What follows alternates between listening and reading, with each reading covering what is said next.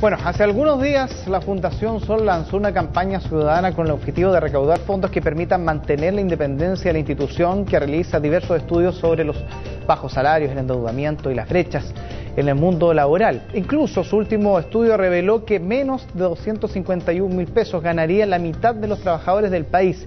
Queremos conversar más al respecto y para eso nos acompaña el economista Gonzalo Durán. ¿Cómo estás? Germán, gracias. A ver, están en estos momentos buscando obviamente recursos para mantener esta independencia. ¿Hacia dónde apuntan principalmente los estudios que ustedes están realizando y qué es lo que buscan poner como temática principalmente antes de entrar con lo que hablábamos de la cifra de los sueldos en nuestro país? Bueno, la Fundación Sol es una pequeña ONG que es independiente de los partidos políticos, obviamente también independiente del aporte de las empresas, y lo que hace es investigar el mundo del trabajo, tratar de poner en el debate las temáticas con el contenido laboral, lo que es la calidad del empleo, aspectos relativos a la sindicalización, la negociación colectiva. Nosotros apoyamos mucho también a organizaciones sindicales, en lo que es el trabajo con las negociaciones colectivas, y desde ahí comenzamos también a provocar el debate con artículos de opinión, investigaciones que también están disponibles en la página web.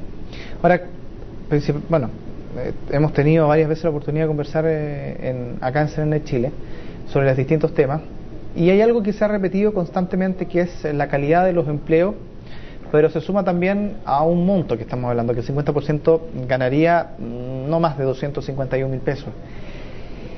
Ese es el gran tema de Chile, así todos lo plantean, pero calidad versus 251.000 pesos, ¿cómo se puede zanjar en medio de este clima político, en medio de dos propuestas de gobierno donde ustedes ven que hay alguna opción de que esto pueda cambiarse en un corto o mediano plazo?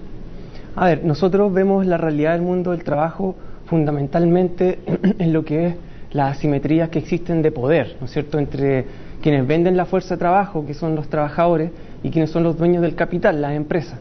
En ese sentido, todos los esfuerzos que se han hecho por los gobiernos anteriores y por el actual gobierno, vemos que no entran en ese círculo de hierro, que es este conflicto, ¿no es cierto?, de intereses.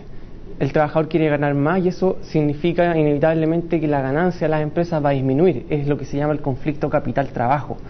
Los gobiernos anteriores y este gobierno apuntan, ¿no es cierto?, a lo que es la calificación, el nivel de estudio, por un lado aumentar la productividad, pero esos esquemas se quedan cortos en muchas dimensiones. Pensemos, por ejemplo, en un trabajador de supermercado, un cajero. Por mucho más que tú le des magíster, doctorado, él no va a teclear más rápido para pasar la cuenta de los compradores. O sea, ahí la desigualdad nace y se reproduce fundamentalmente por la asimetría de poder, que los trabajadores no tienen, y eso descansa fundamentalmente en lo que son las reglas del juego, las normas que se materializan en un código del trabajo. Un código del trabajo que se reformuló de manera sustantiva en el año 79 en dictadura, y que los gobiernos sucesivos no modificaron en lo que tiene que ver, por ejemplo, con la negociación colectiva más allá de la empresa, o con la posibilidad que tienen las empresas de reemplazar a los trabajadores en una huelga. Esos dos elementos, que son casi muy exclusivos de Chile, hacen que los trabajadores no tengan poder para modificar su salario. Pero eso, ¿y qué otros temas estructurales quizás se podrían poner sobre la mesa ahora para conversar en términos de poder cambiar una realidad que es evidente y que existe respecto, por ejemplo, a países europeos donde tú puedes tener 13, 14, 15 veces la diferencia entre el que menos y el que más gana, versus Chile, que podemos llegar a 40 y más veces entre el que menos y más gana? Estamos hablando de un tema cultural mucho profundo y con temas estructurales bastante complejos de sanar de un minuto para otro. ¿Por dónde se debería partir? ¿Cuáles son esos pilares fundamentales para poder acortar esta brecha, que es principalmente uno de los temas que, de hecho, las mismas candidatas han planteado? Claro, es sin duda que se necesita dotar de mayor democracia, mayor participación al momento de lo que se llama la formación de los salarios. La mayoría de la gente, cuando lo contratan en una empresa, tú no negocias tu contrato, ¿no es cierto? Tú vas y te presentan cuáles son las condiciones y tú aceptas o no aceptas. En otros países, los que están en la OECD, la mayoría de los países en desarrollo, una vez que pasa eso, también viene otra negociación, que es de segundo nivel, que es la negociación a través de los sindicatos y la negociación colectiva, donde efectivamente eso sirve para formar salario. Y en Chile eso no está. Entonces, sin duda, que si uno dice por dónde deberíamos partir, es por alterar eso, o sea, que los trabajadores puedan formar también los salarios. y que no se produzcan estas diferencias. Pensemos que, por ejemplo, en Chile el sueldo mínimo son 210.000 pesos. Si le quitan las cotizaciones quedan 168.000. 168.000 pesos es muy bajo. Pero para el valor. No, si estamos hablando de un tema absolutamente ético, si ni con 180, ni con 250, ni con 300, ni incluso ni con 400, ni con 500, una familia que quiere meter a su hijo a la universidad lo puede hacer. Exacto. Estamos hablando que tiene que ser por lo menos 3-4 veces ese valor para poder pensar, por ejemplo.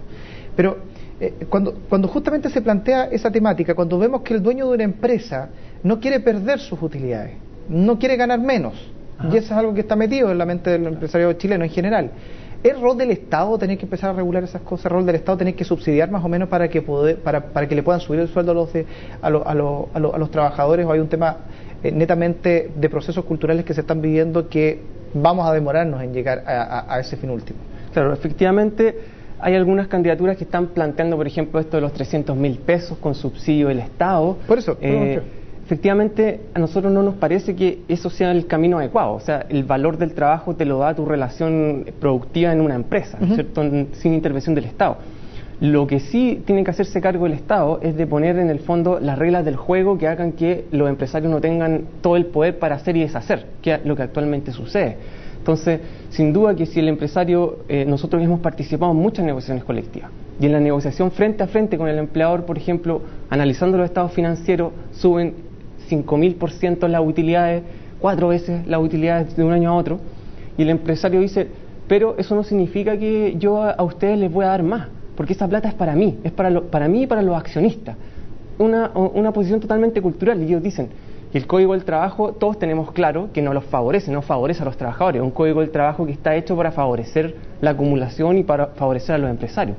Entonces, sin duda que si no se cambian esas reglas del juego, entonces siempre el empresario va a tener, como se dice en Chile, el sartén por el mango, y va a poder hacer y deshacer con sus trabajadores. Eso es como piso base, es una cuestión democrática. Pero el sindicalismo en Chile está capacitado para entrar en ese juego de la negociación, para entrar en ese muñequeo con el empresario y tratar de acortar esas brechas, porque también, claro, se habla mucho del empresario, pero también existen sindicatos que son los llamados a tratar de empezar a negociar también, y tampoco se logra mucho.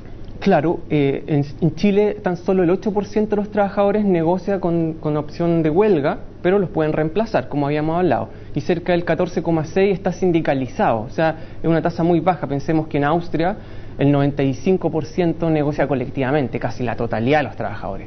Noruega el 80%, Suecia el 70%. Sí, son entonces, efectivamente, aquí en Chile también existe una suerte de estigma de pertenecer a un sindicato, lo asocian con algo demoníaco, con conflictividad, cuestiones que en otras culturas no es así.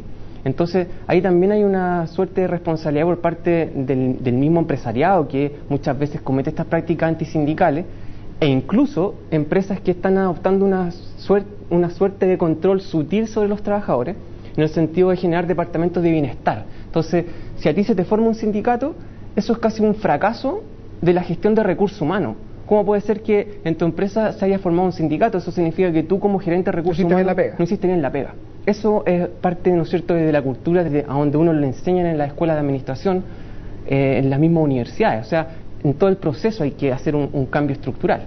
Bueno, muchas gracias por haber estado junto a nosotros. Y seguimos pues tocando otros temas que nos vemos de vez en cuando. Bueno, gracias, Germán. Ya, chao. Chao. Vamos a una pausa, ya volvemos.